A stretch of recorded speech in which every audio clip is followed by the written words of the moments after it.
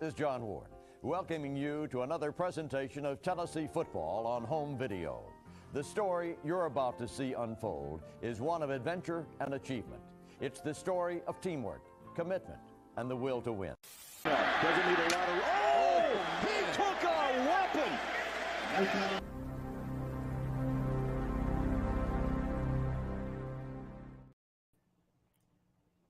Welcome back to the Blue Chip Breakdown, Vols fans. That was a very tough one. That was a, whole lot of ups and downs. And, P, he had to get his family back to the house. So he will be joining us a little bit later on. But, I wanted to go on ahead and get in here with y'all because I know we're all feeling the exact same way. It's a tale of two different halves. We came out in the first half. Pretty much everything that we thought. Tennessee executed well. We had a great game plan, and I don't know if we got out coached in the second half. I don't know if we just didn't execute, or if it was mostly on those referees, which was one of the keys to the game for this team, is that we cannot depend on these refs. And if I could go all the way back as far as my recollection goes in this game, it's just really that pass that Keaton dropped. I think it was like a second down pass that he dropped. He would not have caught it for a first down, but he would have had the opportunity to get the first down. Seems like it was a downward spiral from then. I'm also pretty curious as to why we continue to play Roman Harrison when he was not keeping contained. He wasn't getting pressure on the quarterback, really. He wasn't playing well in the run game. I just feel like at some point you've got to just roll with your best guys, especially up front in this game. And then, obviously, man, there were so many missed calls, and I'm talking about just from watching this game, so many different missed calls, from the referees that they didn't call for Tennessee, but they called for Alabama. And it just seems like they came into it and they willed them into this game. Now, we actually got a touchdown late in that first half, right after a big penalty that they called on us. And it's just things like that is really tough to overcome. But I guess if there's any positives, it's that you saw that we are capable of playing well on the road. We have to do it for 60 minutes. It's something else that we had talked about. You got to do it for 60 minutes. And, you just can't.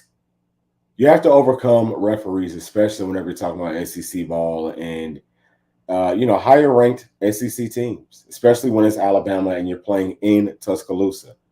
They've been cheating for them for a very long time. They've been cheating since way before I was even born, since before I was even thought of. That's just what they do. But I'm not going to blame this whole game on those referees. We didn't. From what I can see, looks like we got out coached in the second half, and we did not execute well in the second half. So, you have to be able to step it up.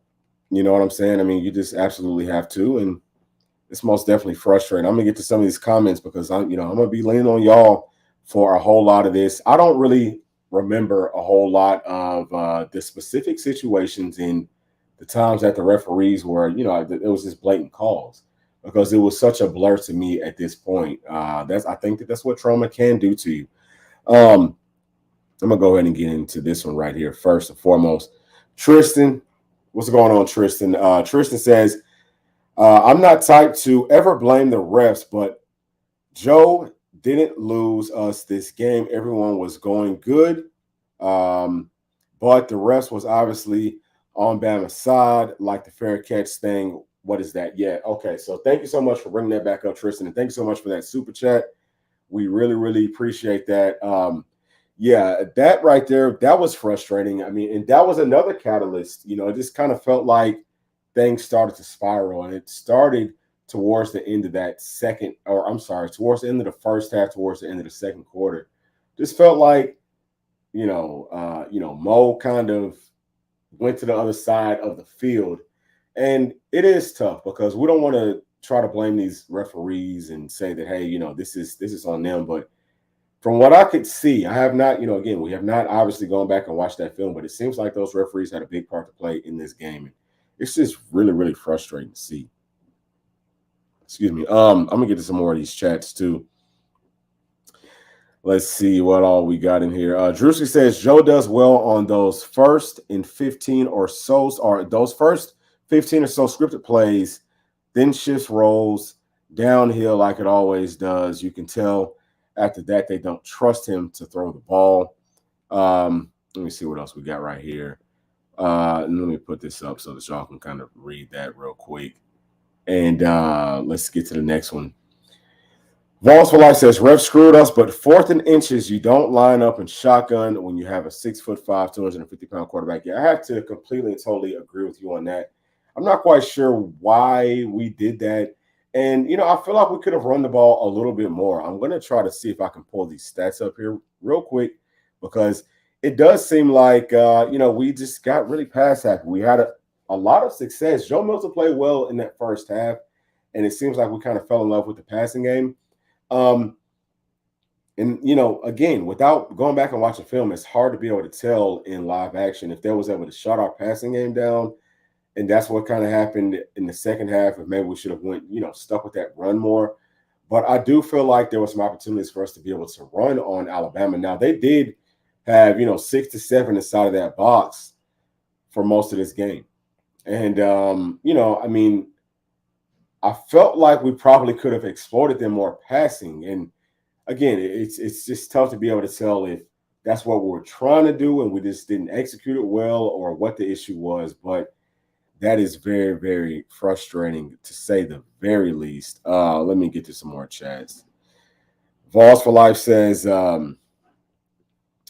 me see. He says, this one stings bad. We are better than Bama and Florida. Yeah, that's 2 games that we lost to teams that, it seems like we are better than. Now, obviously, Alabama's a much different team than Florida is.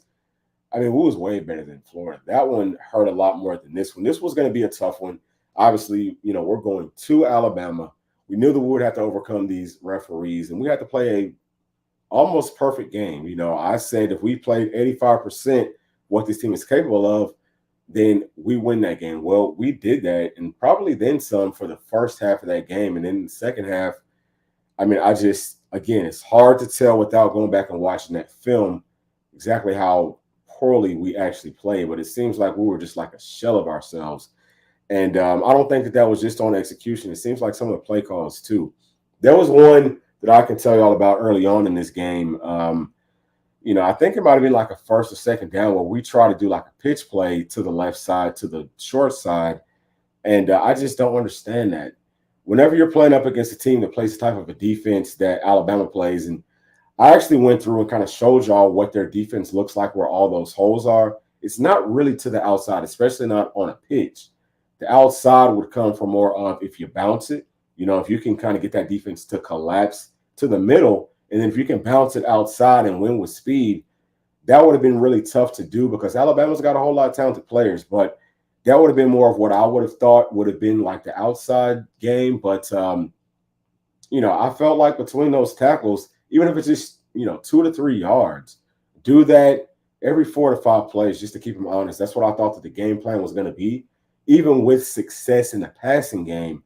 And that's just not what it was. But again, I have to go back and I have to take a look and see how they lined up against our offense and, where the holes look like they were. Maybe one of those ends, one of those outside linebackers in that defense was crashing in pretty hard, and they felt like we could hit it more so to the outside. But this one is very frustrating. Let me see what else we got. Let me see right here. Vols for Life says Joe worked his ass off today. Yeah, I think for half of the game he played well. Oreo Puppy Dog says roll, rest, roll. I most definitely feel you on that. JL says was horrible officiating. Yes, I agree with you on that. And then Tristan says again, Joe was efficient and everyone else was. Wide receivers was doing good. Besides that drop by Thornton, Joe would have been 10 for 10. Yeah, so I do want to kind of talk about Dante Thornton. And I've talked about him some on this channel here recently. And I just kind of like lost hope in him. And you're never necessarily happy to see anybody get pulled from the game, but after we didn't see him again with that drop that he had, and that was a perfect pass, that could have been a whole nother catalyst because I feel like Joe Milton may not have thrown an interception up until that point. And he was open, and he just completely and totally drops this pass that hits him right in the chest again. I don't really believe in Dante Thornton right now. And I don't want to be too brash or too quick to, kind of judge him. But for me right now, I would just say that it's time to kind of move on from him. You know what I'm saying? And it almost feels like he's taking up a scholarship spot. I mean, you've got all the talent, and I wish him well if we do part ways with him. But if it comes down to we have to go into the portal and we feel like there's a better wide receiver prospect in that portal, one of the first things that I'll be looking at is how well are they catching the football? How many tough catches have they made on their film? And if they're able to do that, then I would say that it would obviously be an upgrade from what Dante Thornton is giving us. A lot of times, upside is not going to be good enough if you're not producing with that upside. And I don't know if we necessarily have the scholarships to dedicate to a guy that's just not living up to the potential that he's capable of right now. But I do hope that he does well. Again, whether we part ways with him or not, I want for anyone that comes to Tennessee to do well in whatever they pursue in the future. But yeah, that was a tough one, man. I mean, that was really, really tough. Let me get to some more of these chats here. What else we got right here? This was going to mostly just be about y'all. Samuel Reiner, Custom Mouth says, we just don't have the talent yet. We only have one top 10 class on that team and all freshmen. Yeah, that is true. I mean, obviously Alabama is a much more talented football team, and we came out in that first half and we absolutely dominated them inside their own stadium. And I felt like that would be able to permeate and carry out through that second half, but it just didn't. And, there could be a whole lot of truth to that. Maybe the depth got the best of us. Again, there was a whole lot of times on defense where I'm looking for James Pierce. Where is James Pierce? I'm looking for Tyler Barron. Where is he at? We've got Garland out there who had a good game last week. We've got Dominic Bailey, who also played pretty well last week. But those aren't our guys. And I don't know if anyone got banged up. There was a play when Big O kind of, went down to try to slow things down for our defense and give us an opportunity to be able to get set and figure out what Alabama was doing. And he came out and it just, obviously he has to take that next play out. But, I mean, you would have to assume that at some point we've got to try to really work him back in. It's him, it's Bryson Easton, it is Big Simmons who did go out at some point. I hope that he is okay and still going to be healthy. It's Omar Norman Lott. Now, I don't know if I already said his name, but those are our guys on the inside. And on the outside, it is most definitely James Pierce, Tyler Barron, and Joshua Josephs. Roman Harrison, he does a good job of getting some pressure and some stunts and things like that if we draw it up right and if it's a deep pass and if he has time to be able to get there. But where he does not do well at is keeping contained with mobile quarterbacks or with quarterbacks, period. He just does not do a good job with that. Doesn't do a great job helping us out in stopping the, other team's run game unless he's kind of like dropping into coverage. And then it kind of seems like he does better with that. But, he's a senior. And I know that they want to get him as many opportunities as they can, but at some point, man, just like with any other position, we've seen it with those running backs. We've got to go with that hot hand, and he just hasn't had that hot hand really. He has to come in opportune situations whenever we're way up, and the game is so far out of reach. I feel like that he's not going to kind of slow us down. But let me get to some more of these chats. This one was really, really, really frustrating. For sure. And then Drewski says, why the hell aren't we using Joe under center on those short yardage situations? My God, I have to watch it back to get a good feel for it, but I felt like we abandoned the run knowing Joe can throw. Yeah, that's kind of like what I was just saying to start this thing off. And that is very, very frustrating because opportunities was there for us to run, especially with that lead. Now, we knew that Alabama was going to get the ball to start the second half off. And we knew that we needed to try to come out with a big stop there. And I just kind of felt like if we got that stop, and I don't necessarily remember if we did or not. I feel like Alabama may have came down the field and scored on that first drive. Seems like a few missed calls from the referees, contributed to that touchdown that Alabama had coming out of halftime. But I definitely felt like even after that, you've got to try to condense this game as much as possible with our run game. You've got to find a way to run the football. And I'm sure, Alabama might have come out and stacked the box just a little bit more and been keying in more on our running game. But, I just think that you kind of got to roll that dice and say, hey, we're going to shorten this game up as much as possible because we're still up. And, we're going to make y'all play catch up. We're going to sit back, come up, make tackles, and make Milroe, be able to dink and dunk us all the way down this football field. And y'all can't make any mistakes to be able to win this game. But, yeah, there was several times, too, now that I'm thinking back on it, where we didn't do a good job in our, in our passing lanes, in our pass rush lanes and containing Milroe and stopping him from being able to convert and get first downs and things like that with his legs. And I don't know. I definitely have to go back and watch that film and see what the heck was going on and what kind of coverage this was playing. It's just really, really frustrating. And then right here, JL says, wouldn't call holding or PI. Yeah, they didn't call. We was getting held the entire game. We have been getting held throughout this entire season. And they just, the referees, again, I'm not going to put this all on the referees because we was able to kind of overcome a whole lot of that stuff in the first half. And we should have been able to continue to overcome at least some of it, if not all of it, in the second half. Because sometimes you can overcome it. On a very positive note, I feel like Squirrel White played well. He's from Alabama. We felt like he would have a good game. Keaton played well for most of the game. He did have one drop, at least that I can think of, that was pretty tough on this team. Missed a couple of touchdown passes, at least one. There was one to Jacob Warren inside of the end zone. And that was a little bit over his fingertips. That was a tough pass, tough catch. I do feel like Joe probably could put a little bit more air up under that because he was pretty open. But again, got to go back and watch the film to see how tight that window actually was for Joe.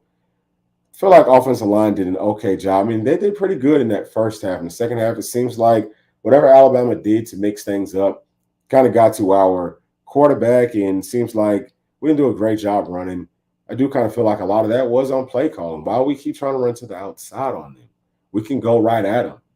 And, it's really, really, really frustrating to see. Really frustrating. Tristan also says Greg Sankey ought to be embarrassed with the officials this game, but going to go for a drive and calm down. I'll come back later and watch the rest. But end of the day, go Big Orange, even though game broke my heart. It's still mad.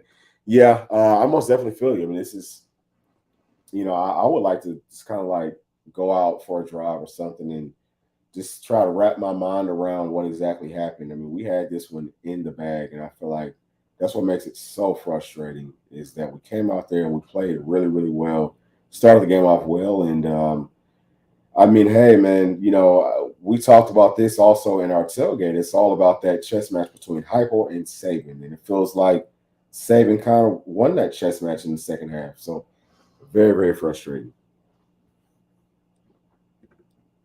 Excuse me. All right, so G White, what's up, G? He says, we abandoned the run game that we really never started. Yeah, I don't know what our stats were, but I would say at this point we probably could figure out what they were, and I'm going to go in and see what they were. Let's find out what the stats were for this game, and let's see how we played. It's just, man, it is really, really, really frustrating. Let's take a look. All right, so passing-wise, we threw 41 passes. So we were 28 for 41, which is more than 40. Which is more than 50%. I don't know exactly what it is off the top of my head. Joe Milton threw for 271 yards, 6.6 average with 2 touchdowns and no interceptions. On the other side, Milroe threw for 14 of 21, 220 passes, 10.5 average, 2 touchdowns, 1 interception. And I mean, hey, man, they only outrushed us by 5 yards. Tennessee had 133 yards on 38 carries for 3.5 yards with no touchdowns. And Alabama had 138 yards for a 3.3 yards per carry average and 1 touchdown. Yeah, I mean, 38 runs to 41 passes for us. This was a game that I feel like we had to pass the football more than what we did today. Felt like it would have been closer to, maybe like 55 run, 35% pass, if not even more heavy on our run game. I just felt like we could have done it. Now, obviously, you've got to mix things up, and that's very doable. We could have came out and threw the ball on third down a couple of times and had some dialed up that we knew was going to be a winning play. Or, we could have came out sometimes and threw it on first down just to kind of keep Alabama's defense on their heels, and we just didn't do a very good job. Squirrel White was our leading wide receiver with 10 catches, 111 yards, 11.1 yards per catch with 1 touchdown. 39 yards was his long. Second leading wide receiver was Ramel Keaton with 5 catches for 71 yards, 14.2 yards per catch. And the third leading wide receiver was Jalen Wright with 7 catches for 44 yards, 6.3 yards per catch. For Alabama, I really don't even want to get into their stats, but Isaiah Bond went 3 for 77 with the 1 touchdown. Jermaine Burton went 4 for 62 with a touchdown. And, again, they only threw for 220 yards. Let's take a look at what we did from a sacks perspective. This right here, is this true? Okay. All right, I saw something wrong there. All right, so Tennessee had 4 sacks, and Alabama only had 3. But we had 5 tackles for loss, and Alabama had 8. Really curious to see what the pressure looked like throughout this game. This seems like, Alabama got maybe a little bit more pressure. I mean, just kind of like skimming back over it through my mind, it seems like Alabama, or it seems like Tennessee it seems like Alabama maybe outcoached us in that second half. Seems like there was some opportunities there. I don't feel like they necessarily physically imposed their will on us like the way everyone said that they would. They did actually cover this spread, though, which is kind of sickening because, we was up 20-7 at halftime. Come on.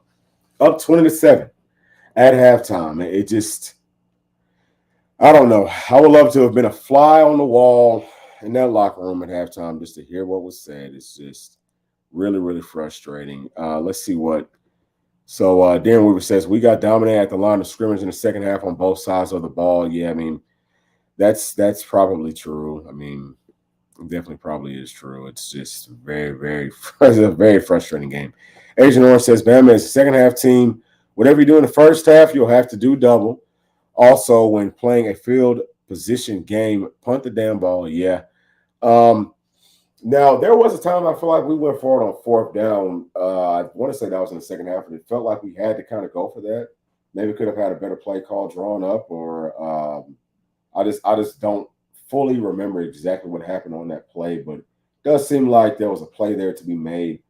There was definitely too. I can also say this towards the end of that game, whenever we were going down to score, and that's really when it felt like from the end of the second quarter leading into halftime throughout that game, the referees really turned that, whatever you want to call it, that fix. They turned that up a lot, and there was holding in the end zone, and I think that was on Squirrel White, and that was a pass that Joe Milton kind of threw way out of bounds. I feel like he's got to do a better job. Just from a quick glance, watching it live, he could have done a better job of putting that ball more on Squirrel, if that was Squirrel, or whoever that was. I want to say that was a fourth down play, maybe.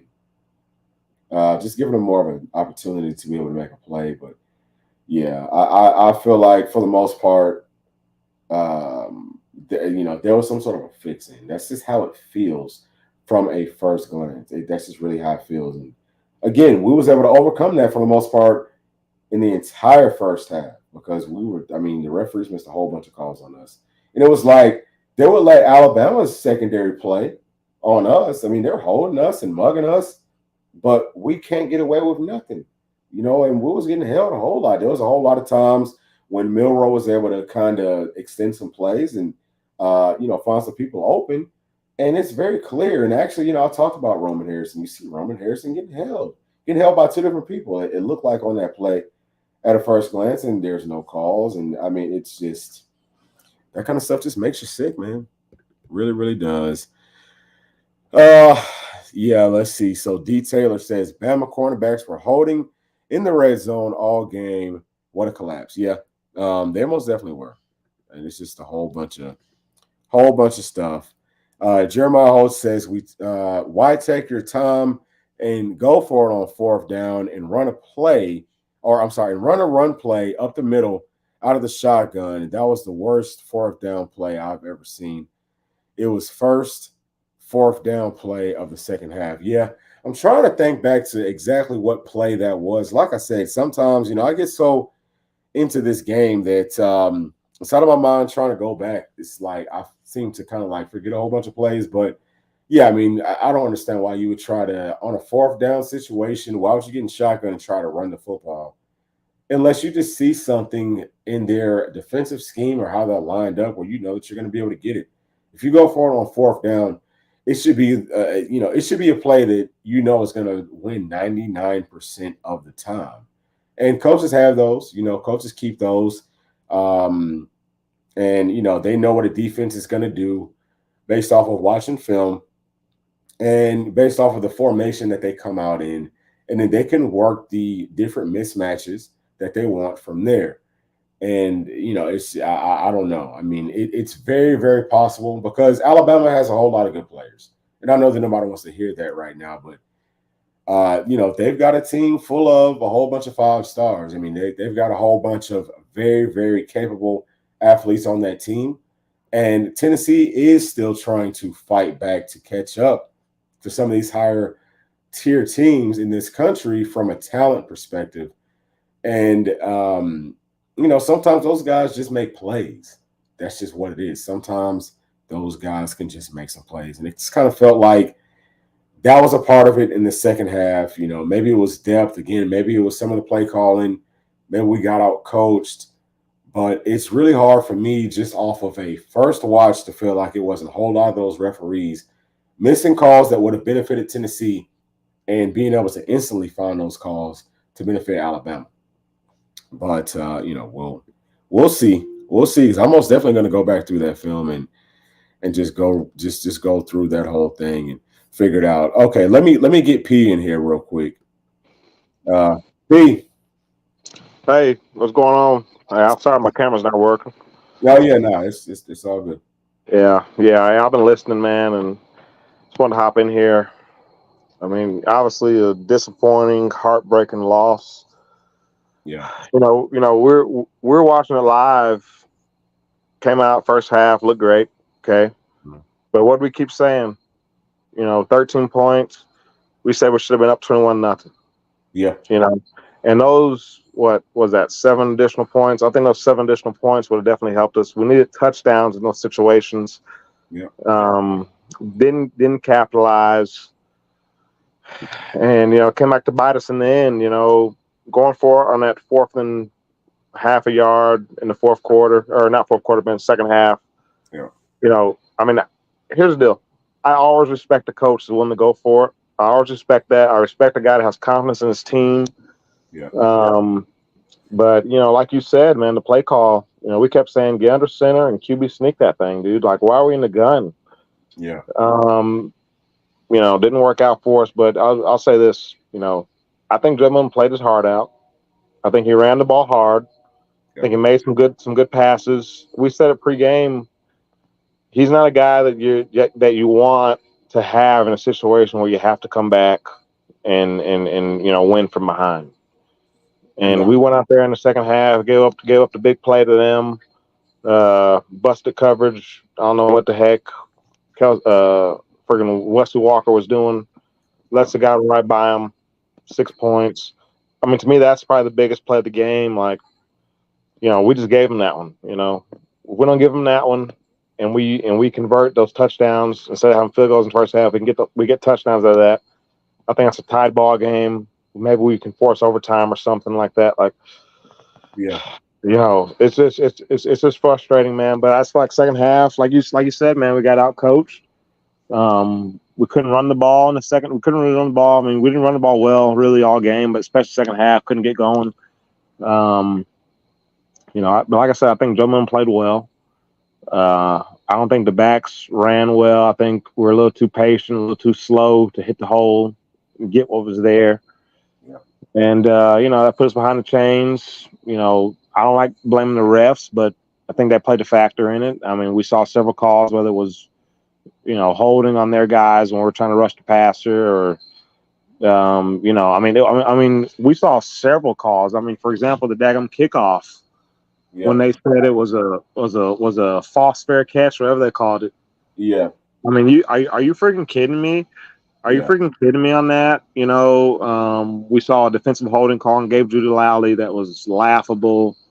They extended the drive. I'm pretty sure they went down and got 7 on that drive. We saw several egregious calls, but I feel like at the end of the day, I mean, you got to overcome that type of stuff. We knew we were going to get that playing in Tuscaloosa. And we couldn't overcome it. But I'll say this, hey, we're a 2-loss ball club. We got 2 losses in conference. Obviously puts our backs against the daggum wall. Yeah. I think UGA is a team that's poised to lose to somebody else before they see us. Yeah. So they've got Ole Miss the week before they have to play us. Yeah. So I mean, heck, they'll probably drop that one, and maybe even drop one to Mizzou or somebody like that.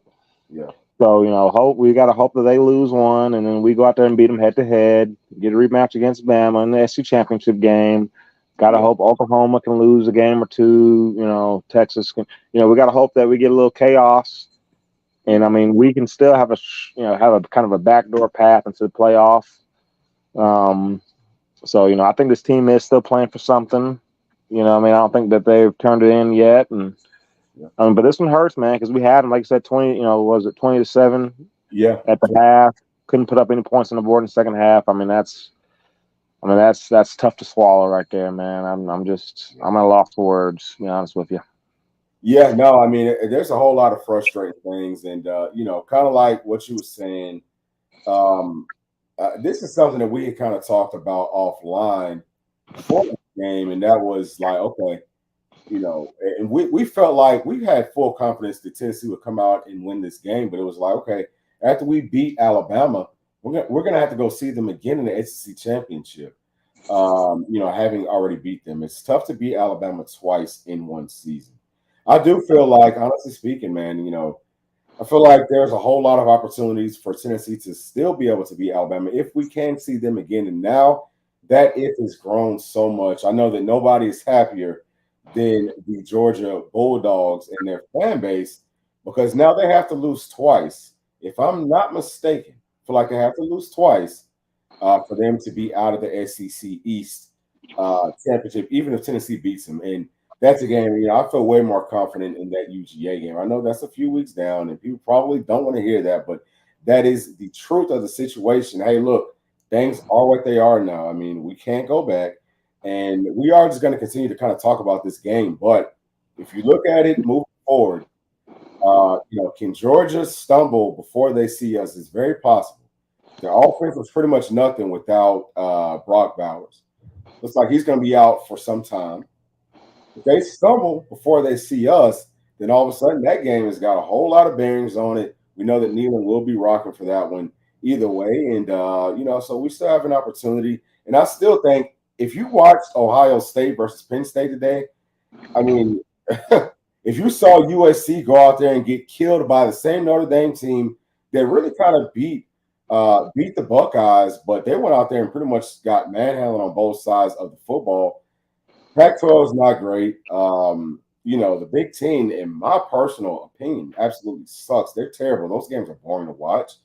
ACC, Florida State looks like they're a pretty good team. Got to see how they do today up against Duke with the backup quarterback. Who else is out there? I don't know if Oklahoma won. Once Tennessee came on, we kind of just tuned into that, and everything else was pretty much like we don't know what happened with anything else. So, and we jumped into this stream. So the opportunity could still be there. I mean, I feel like this team still has a lot to kind of play for, and I wouldn't say to give up on that opportunity yet for this team. We have to continue to fight and hopefully, we just can correct whatever has kind of been going wrong. I'm also kind of frustrated with, we kind of backtracking and thinking over this game.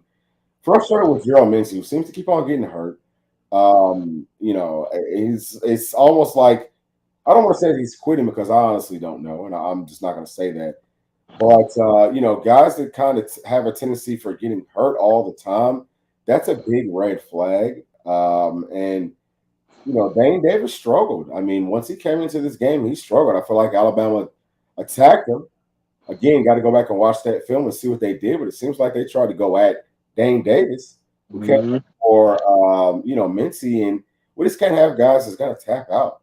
Well, hey, these guys off of the team. If you remember preseason about that with Gerald Mincey, we talked about him. We talked about him being a sometimes guy, a guy's gonna tap out and do the whole deal. Yeah. Hey, we need you the most. What does he do? Coach, I'm done. And I mean that's the type of stuff that pisses you off. Makes you angry. Dane came in and did what he could. It wasn't enough. I just don't know, man. It reminds me of, similar to, we live down here in Georgia. We're Atlanta Falcons fans. Reminds me a little bit of that 28-3 loss to the Patriots in the Super Bowl. Yeah. Just kind of don't know what happened in that second half of that game, or at least, the last, 20 minutes of that game, whatever it was, in the Super Bowl.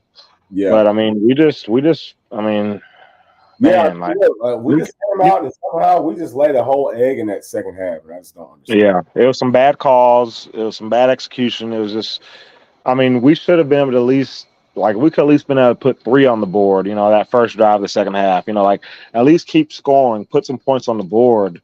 Yeah. We were in a better position there at the end, but we just couldn't do it. Real stagnant in the second half.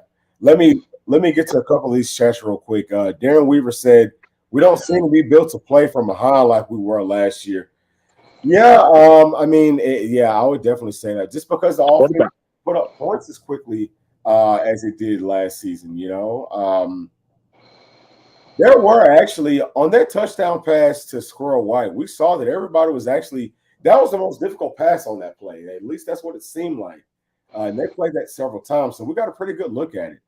Chaz Nimrod was open, and I want to say maybe Keaton was wide open too. Jacob Warren. Oh, okay, yeah. So Jacob Warren was open, and we just got to do a better job pre-snap and all that of identifying who's going to be open where.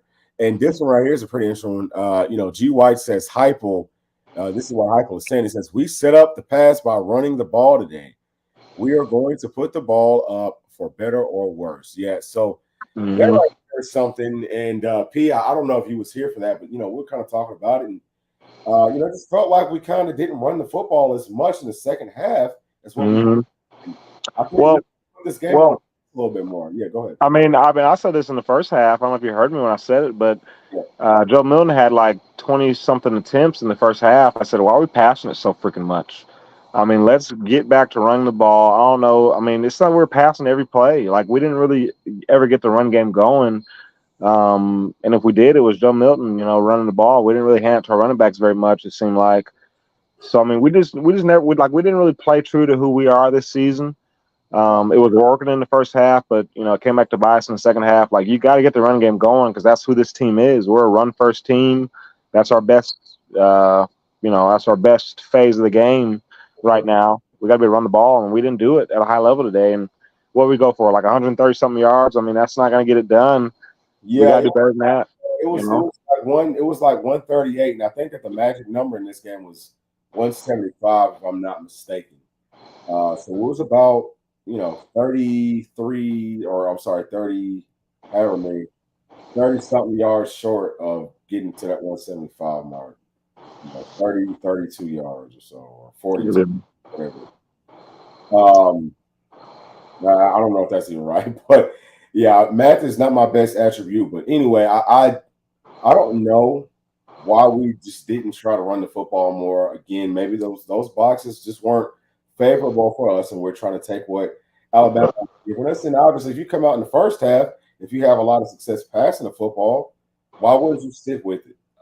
So I can see both sides of that. I got to be able to sit down and watch that film to get a better understanding of what Josh Heupel may or may not have saw. I'm not going to say that I know exactly what he saw, but sometimes just watching that film back, it can give you a good insight to what the heck, everybody was thinking. While at this really quickly is second half we seem to have more penalties. I think Bama had one penalty the whole game for 5 yards. Yeah, I mean that's laughable. That's unbelievable. That's absolutely unbelievable. And I feel like we might have had like one, maybe no penalties in the first half, but by the end of the game we had like 9 or 10 penalties. And so I feel like we were kind of behind the sticks a lot in the second half, and that's maybe that's why we passed it more than we probably should have. But it's just a super frustrating loss. Just breaks my heart, and I mean, I don't know. Like I said, I'm at a loss for freaking words right now. Yeah, it's absolutely frustrating. Let me get to Jeremiah Holt says, this one isn't on Joe Milton. I've been very critical of Joe all year. This one's on the refs and the coaching. Yeah, you could absolutely be right on that. Vols for Life says that he agrees with Jeremiah. Let me see what Joe Gibbons has to say right here. He says, do you guys really believe we can win out? Why was Milton throwing for 5 yards in the last 2 minutes? That's a pretty good question. Sure is. Yeah, and that's the thing with Joe Milton is sometimes it does seem like the situation could be too big for him, and it's almost like he cowers and doesn't want to make a mistake instead of going out there and just balling. So that does scare you in games that are close enough that you need for him to win.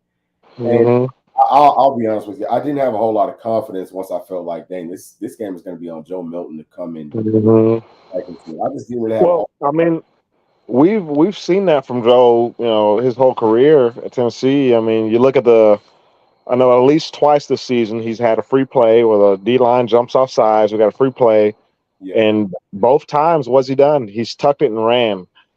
Dude, it's a free play. Throw it up for grabs and give your guy a chance. If it's a pick, so what? Throw it up for grabs. We saw 2021 fourth and ball game versus Ole Miss. What does he do? Tucks and runs and goes out of bounds. Like, dude, when the game's on the line, throw it up. We've got to score. We got to score fast. And that's what we talked about pregame. Like, if we get behind, we don't feel confident in his ability to be a baller and go out there and make plays. Now, saying that, it sounds very critical of Joe, and we're critical in that situation. But I do think he played well for the most part. But just when it comes crunch time, we got to have a guy. He just does not seem like he is up for the challenge. And he's definitely going to have to step up. I mean, and he did a good job of that in the first half. But again, whenever the game is on the line and it's a critical situation, Joe Milton has got to be a guy that's going to step up for this team and put us on his back at some point. If we really plan on winning out, and I'm only saying that just because it all depends on how far we actually go. Do I feel like we can beat Georgia at home without the game necessarily having to be on Joe Milton's shoulders? I still do. I absolutely still do, because if and I hate to say it like this because I don't want to put it all on those referees, but the truth is the truth is the truth. They pretty much cheated us up out of that game. Bad spots. Yeah, like Alabama did some things. It seems like from a quick glance watching the game, from a scheme perspective, that Tennessee, that was beating Tennessee, but at the same time, there was also some times when Tennessee schemed up some things that was beating Alabama. The referees step in and that third down play that the Alabama just didn't get. Well, we're going to give them a whole nother chance at it with this penalty that you can call on every single play. We haven't been calling it for Tennessee, but we're going to call it for Bama. Talking about that egregious holding call. Oh my God! Jude Lau. I mean, that's unreal. Whole bunch of calls. Yeah. We got cheated. I mean, like I said, I hate blaming the refs, but I do think, there's going to be some tape, some film sent in to the SEC office from Hypo for sure this week. Yeah, for sure. Let me get to this right here from YouTube Steak. He says that holding on the Bama touchdown out of the half was bad. I understand small holes, but Lord, yeah. I mean, there's a whole bunch of calls. We have two guys held in the play. Huh? Go ahead. I understand. We have two guys. Roman Harrison got held, who's the DN on that side, and then the corner Nico Slaughter got held. I mean, that's our two contained guys. No wonder he got outside and scored. Both the guys that were contained got held. Yeah. I mean, it most definitely is. It's gotten to a point now where I really do feel like somebody that's really high up in Tennessee's front offices need to really press this issue with the SEC referees. And it probably won't get a whole lot done, but it will at least let them know, hey, we can't necessarily just go out there and blatantly cheat up against this team. And I mean, they've been bad this entire season, but usually you see bad calls go for and against both teams. In this game, it seems like all the bad calls pretty much went up against Tennessee. And there's just no way. So, P, I don't know if you saw this or not. I'm going to go back just to be sure. So, we had 4 sacks. Bama had 3. It's showing that we had 5 tackles for loss, and Bama had 8. I feel like we could have had maybe 5, 6, maybe even 7 sacks if it wasn't for all the holding calls that were called up against Alabama. I mean, I'll say this. It's just frustrating. There's no way in the freaking world Bama, who, I mean, they're in the bottom 120, I'm sure, in penalties per game. They're in the bottom 120. And somehow in this game they have 1 penalty for 5 yards. Yeah, no, that's unreal. That's unreal. Oh, no, it really is. So coming to this game, Alabama and Tennessee both had 48 penalties. Now, Tennessee had more penalty yards. I want to say it was like 65 yards to Alabama's 50-something yards, which is why our ranking is a little bit different. But we had the same amount of penalties. And coming into this game that Alabama's offensive linemen were going to have to hold. So, I mean, it's crazy that I don't know how many holding calls were actually made in this game, but I'm sure that there was a lot that was missed. And, I mean, they interfered with our wide receivers a lot. And, they called – I mean, golly, it's just so many calls. Just think about it. Yeah. Really frustrating. Yeah. Sucks, man. Really is.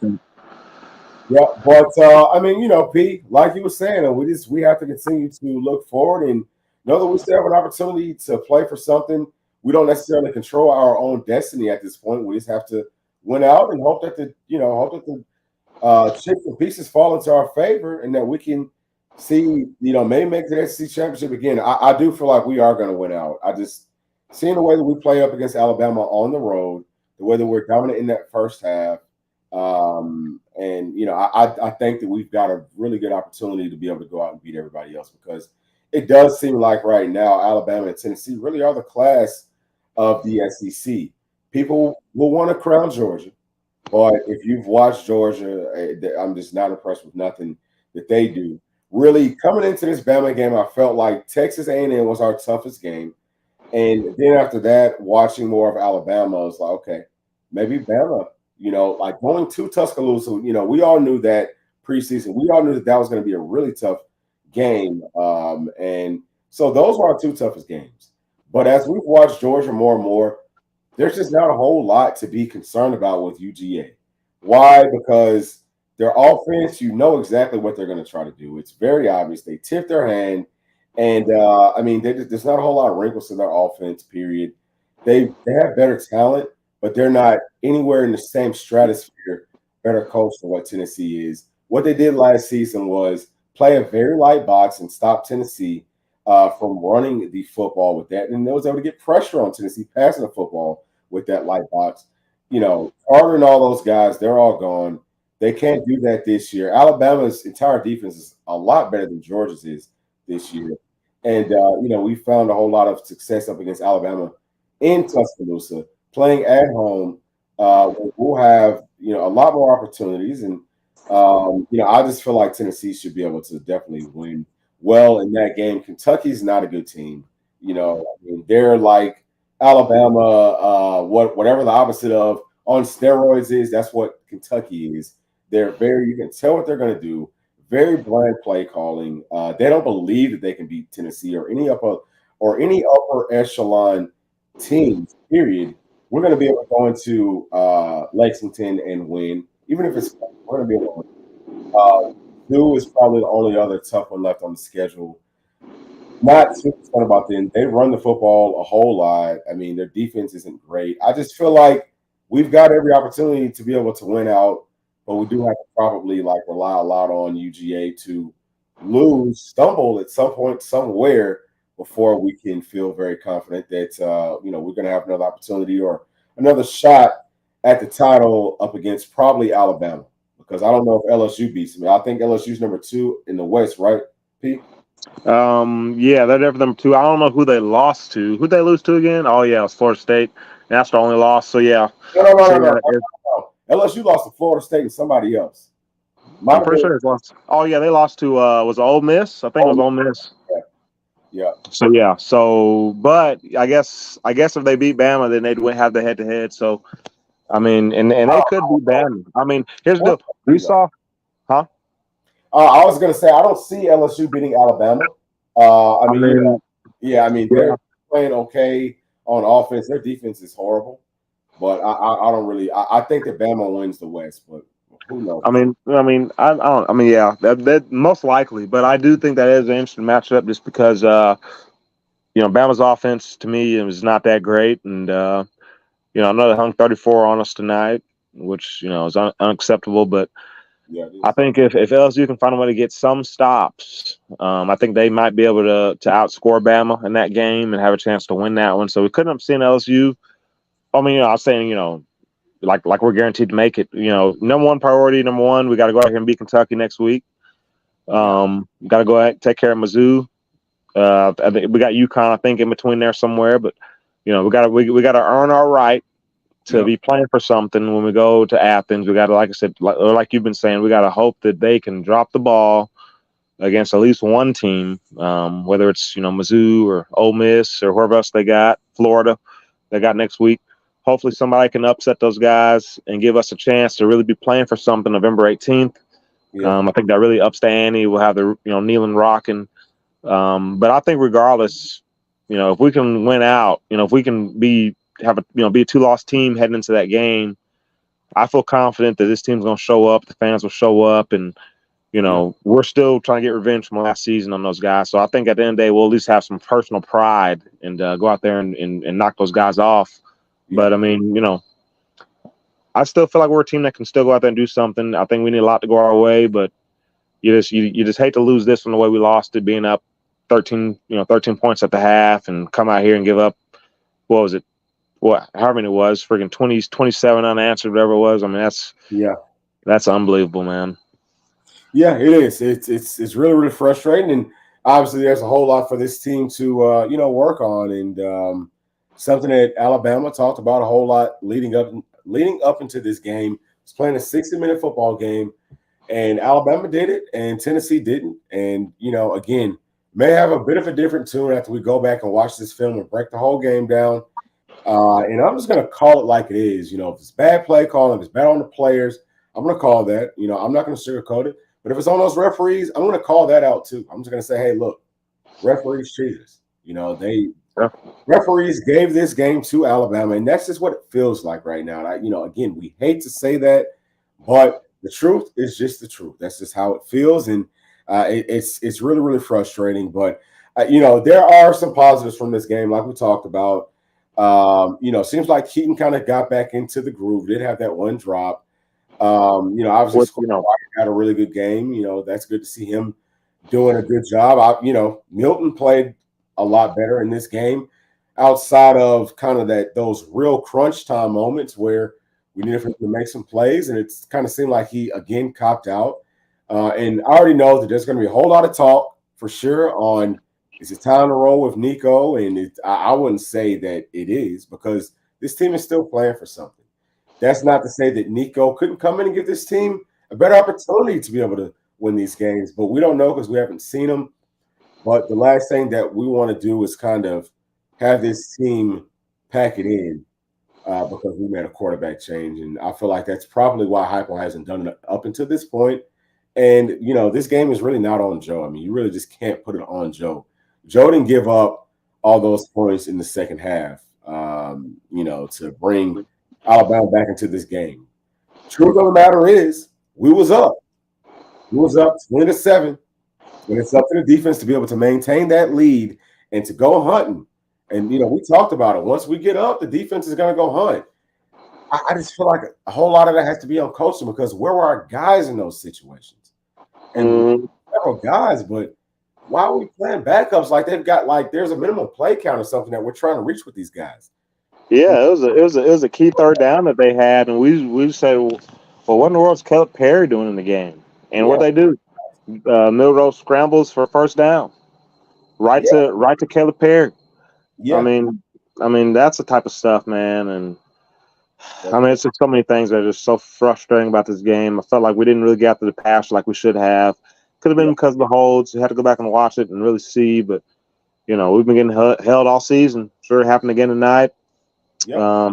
Yep. But like you said, man, we gotta have our guys in the game when it matters the most, and we didn't do that tonight, and it cost us. That's really, really that's inexcusable. I want to say that I saw Jeremiah Thielander whenever Alabama was backed up on their own goal line. I don't remember seeing Arion Carter though. I don't know if he played at all. Yeah, so I think that same play that you're talking about, I think Carter was in on that play. I think he made that tackle. I did see him make a tackle. He probably got about 2 or 3 snaps. Okay. Mm-hmm. Yeah, he did show up.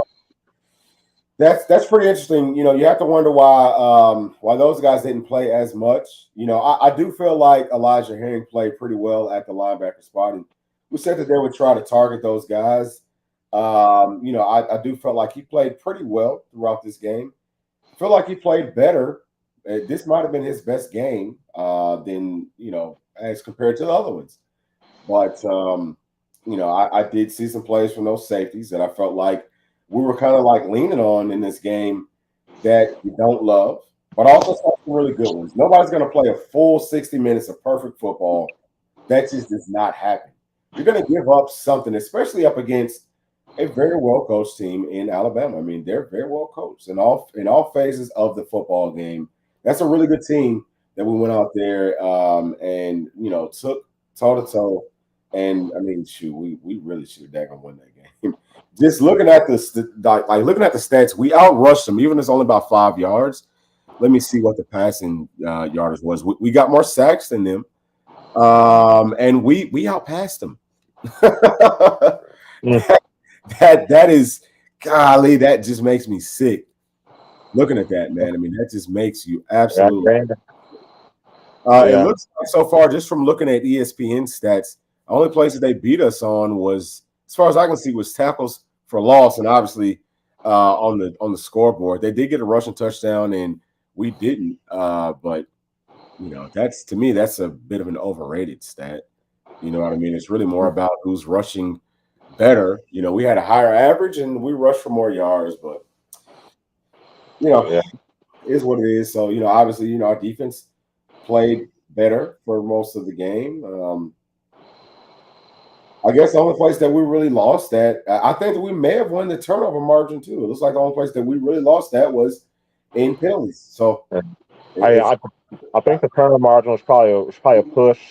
I know we had to pick, or we had a turnover. Oh yeah, the pick, and then they forced that fumble on Joe, pick, scoop, and score, which is, I mean, that's again another play. If Campbell can hold his block, and we don't give a blindside sack on Joe Milton, and then we combine that with converting some of those first half field goals into touchdowns, then we're at least tied with those guys, maybe still winning. It's just so many things that went wrong for us in that second half. Yeah. We've been kind of known for that so far this season, of having at least one quarter per game where we just implode. And I think the third quarter was that quarter for us today. Went out there, looked awful that first half on defense. 2 plays, give up a touchdown. Yeah. And then we come out here 3 and out, a bad series of play calls from Heupel in that series. I think they scored on the next drive, 7 more points, I think, if I'm not mistaken. And it was a 3-score game, I think, at that point. And we just couldn't get rolling, man. We just could not get rolling.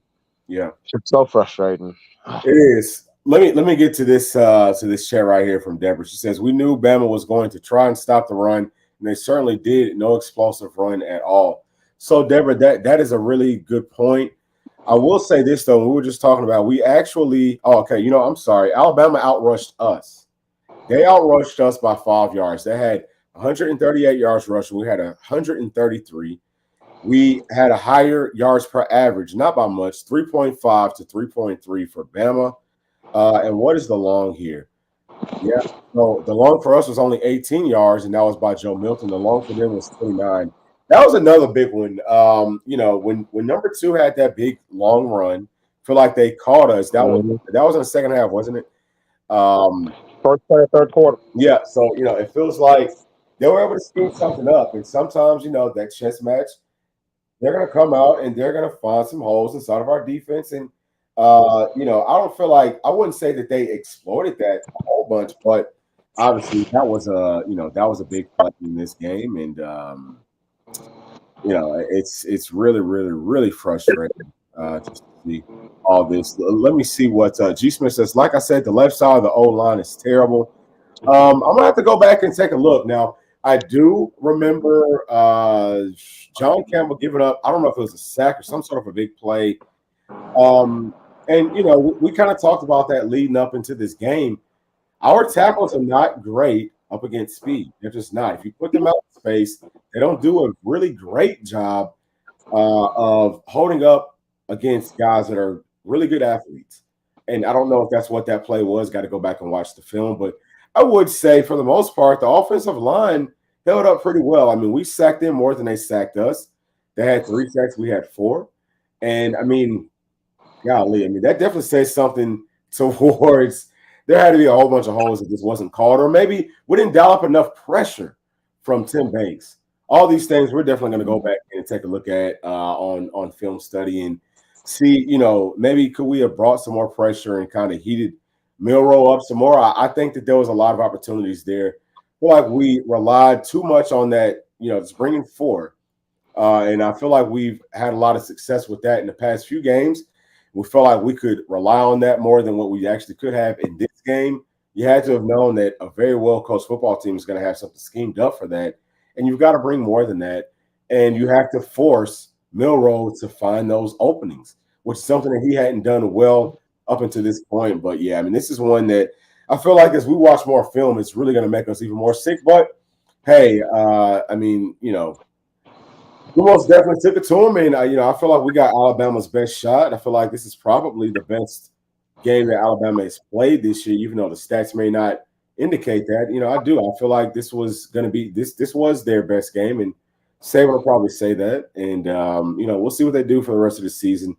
But I'm not too concerned about Bama. I'm more concerned about what happens on the East in this SEC, and can we get ourselves back into the hunt? Because I would love to have a second chance at Alabama. I know that this game ended, but I would absolutely love to see them yet again. And I feel like we've got everything that it takes to be able to beat everybody else. Passing game did get back going. Got back on track. Could have rushed for more yards today, and I think that's a learning point for Coach Heupel. I think that we'll probably lean on it a little bit more, moving forward, and I think that'll make a big difference. And that defense is just, we've got to do a better job of keeping our guys on the field. And if they're not on the field, bring the heat coach. You know what I'm saying? Like, you got to bring some extra bodies to make up for what you're losing on those sidelines. Yeah. I agree. Yep. Well, let me see what let me get Jerry Gibson in here. So Jerry Gibson says it's weird for me to say, but Joe definitely didn't lose the game for us. Yeah, he most definitely didn't. Most definitely didn't. And then, Slim says that Joe had an awesome first half. Let me see what Deborah has to say here. She says, I really thought we were going to pull this one out at the half. So disappointing. Yeah, it is. But, we still have a lot to play for. We do have to keep in perspective. I know nobody wants to hear this right now, but maybe tomorrow, after you sleep on it and you kind of have some time to have your morning coffee and look out into whatever you're going to look at outside of your window or wherever you're at. You have some time to kind of think about it. This is Josh Heupel's 3rd year. I don't know how long Nick Saban has been at Alabama, how many top 3 recruiting classes he's had. We haven't had any up under Coach Heupel. And this team is going to continue to get better. We saw some flashes from a lot of young guys on this team. And, I think we've got a whole lot of opportunity moving forward for sure in the next few years to get better. But this season ain't over. And we can definitely improve in a whole lot of places, and we can come back and we can continue to be dominant. I'm going to tell you this. I would love to see an Alabama fan say anything today because they was real quiet. They was real quiet going into halftime, and they were getting dominated.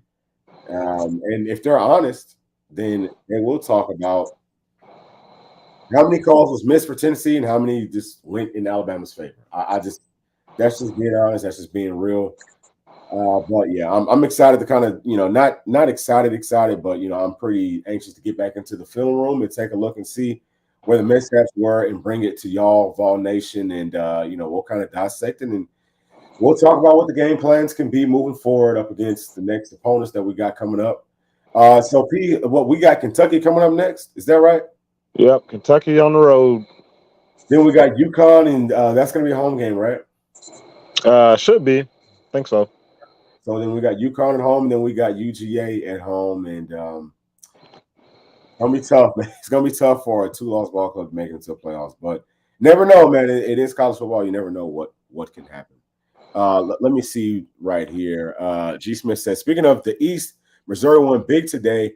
How do you think we fare against the rest of the East competition we have left on the schedule? Yeah, so we kind of just talked about that, G, and I haven't seen any scores from anybody else yet. Let me try to take a look real quick. Let me go to ESPN. But yeah, I most definitely feel like we match up well up against everybody else. I mean, it's kind of like, we've kind of gotten through all of our really tough games. Obviously, Georgia is going to be a tough game. Speaking of tough games, Ole Miss and Auburn is tied right now, 14-14 going into halftime. I don't know how up to date this is, but it looks like they're tied. Let me go into SEC ball. Let's take a look and see what Mizzou did. Says that they won big. Yeah. Oh, wow. So Mizzou beat South Carolina 34-12. That game was in Missouri. And, that was a game I actually picked South Carolina to come in and win, but it does seem like South Carolina's giving up on their coach. I kind of feel like Kentucky's in a very similar boat. I feel like they're kind of giving up after, after Stoops came out and said, hey, we got to pay to get some better players. Felt like that was pretty much it for them. I think that they're kind of packing it in and, they're kind of like looking towards that transfer portal, most of them, and they're looking towards the NFL draft, most of them. And even if you're looking towards the draft, you want to be able to play well, but it doesn't bode well for the way that for the team chemistry. So I think that we're going to be fine. UGA is a team that has a bye week this week. They're going to go down to Jacksonville next week. And, I fully expect them to dominate a really bad Florida team that, unfortunately, we went out there and damn lost to. But, I think that they'll probably go out there and dominate them. But don't be surprised if that game is close.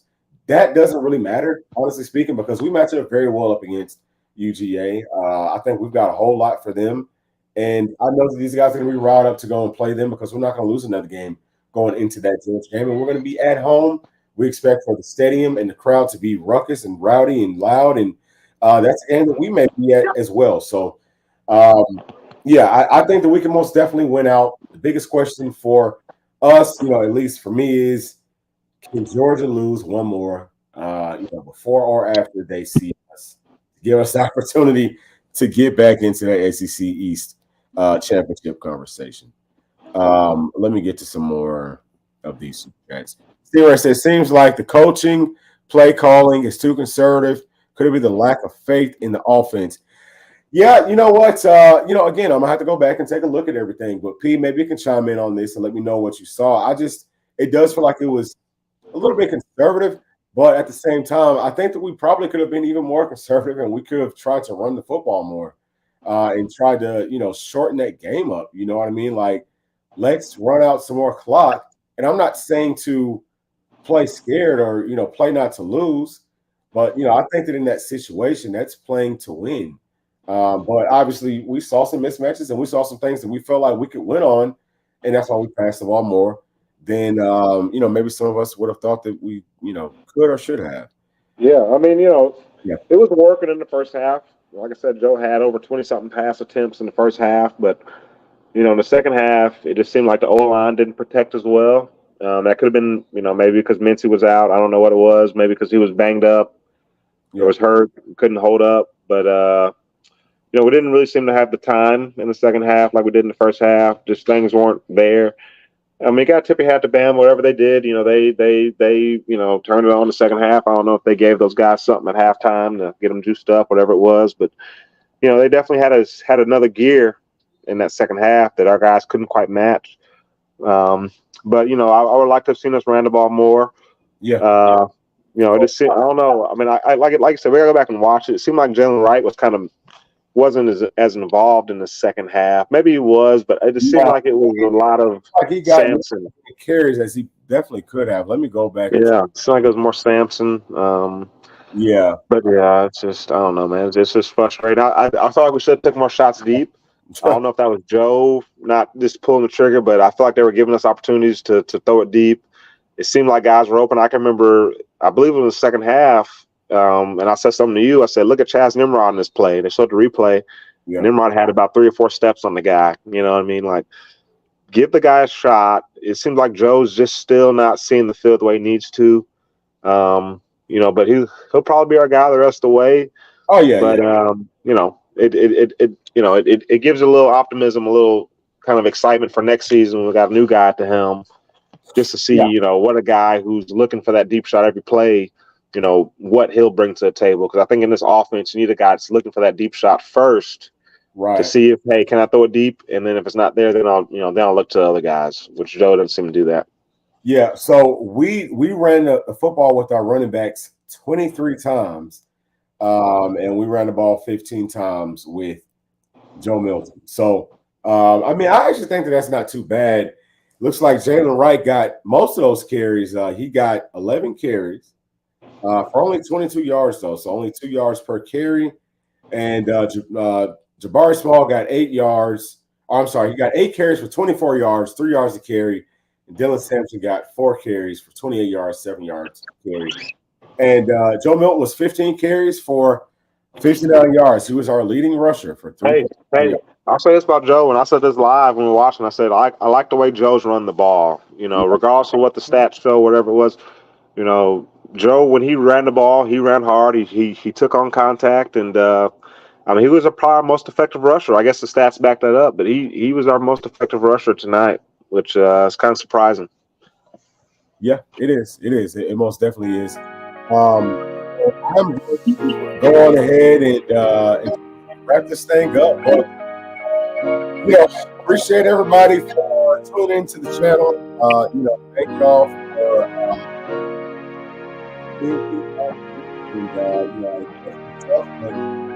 our hands up and we're looking forward. And I think we've got a lot of fun to win out. And hopefully, we kind of fall into our foot. Got an SEC East title, or I think if we see anybody from that we had all played. All right, well, all that being said, man, please hit the like, subscribe, hit the notification bell. See y'all next week. Thanks.